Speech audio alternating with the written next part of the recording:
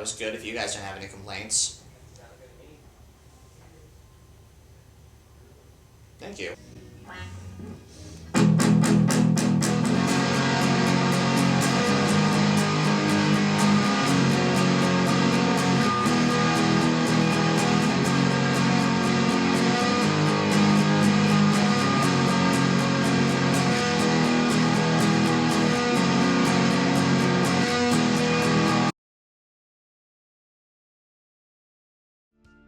Just think, I don't know, alternative is a very interesting form of rock because it's like you take the foundations of rock and you basically double down in it with music theory, which was something that I studied quite a lot when I was at Ventura College. And, you know, I think all of music's great, but there's just something about, like, a song that has so many guitar textures to it and really has everything really well thought out and composed that I just find really inviting.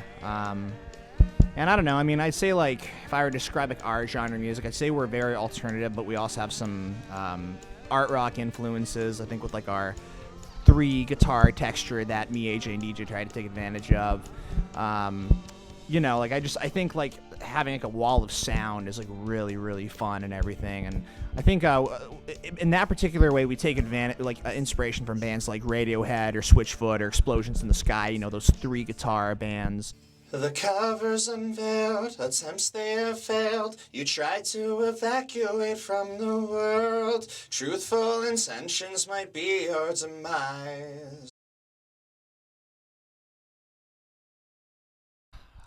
Definitely Absolution by Muse for sure. Abbey Road by the Beatles. OK Computer, Radiohead.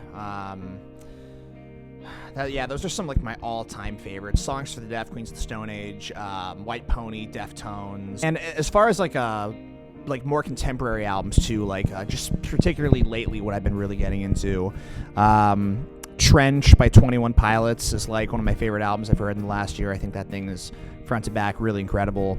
I'm also really into a lot of post-rock at the moment, particularly bands like Explosions in the Sky and Sigur Rós. I also, right now, I'm really into this band called Foxing. They're another post-rock band, but they're kind of one of the more emo bands to come from the post-rock genre. They have a trilogy of albums that are all very different and very fantastic in, very different ways. And then I'm also a really huge fan of Lana Del Rey's newest album, Norman fucking Rockwell. I think that album is just incredible from beginning to end. I've been a fan of hers for a while, but I think this is the best album she's put out in her career so far. And I do also really like Billie Eilish's When We All Fall Asleep, Where Do We Go? I think that's a really good record. But in my personal opinion, I probably would have picked Norman fucking Rockwell to win the Grammy for Best Album.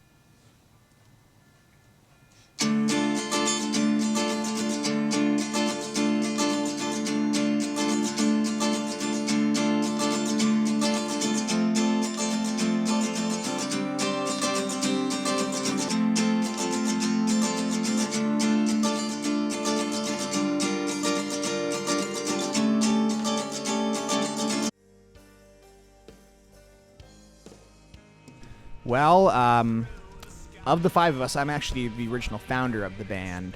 Apparition Coast actually started as a solo project for me that goes as far back as 2013. I was a freshman at the time at Cal State Northridge, and I was in a band many years ago called Fall of the Domino. It was a cover band at first, but eventually we started taking things more seriously, started to write some original stuff, and in the midst of that, I started writing some of the first Apparition Coast songs that I had ever written, songs like Hard to Breathe, Drowning, Townsend, The Planet Earth, songs like that. Those songs go back like a really long time. But, it's been quite a journey because, it started as this project, and then, I'm not going to get into the whole nitty-gritties, but, left college to pursue this band, and then the band broke up, so it didn't work out, and I was really bummed, of course, at first, but then, life just has a mysterious way of working, I think, and I just ended up, I would never change any of it, because it led me to where I need to be today, and it led me to finding AJ, who I think was definitely the beginning catalyst of all this. AJ is fucking incredible, because, he's my best friend, we've been, really close friends for, the last 5 going on 6 years. He was pretty casual guitar player when I first met him, but I want to say around 3 years ago at Cal State Channel Islands. He was started taking these guitar classes, becoming a lot better. Then before I knew it, he was writing these songs that just started blowing me away. I was working on a record by myself at first, just of like all my music. But then honestly, once I really started to fall in love with AJ's music and ask him if he wanted to become a part of the project, that's when things really started to get going. So we kind of then we started working on an album called Tonight the Moon is Smiling, which was going to be the first project to combine his music and my music.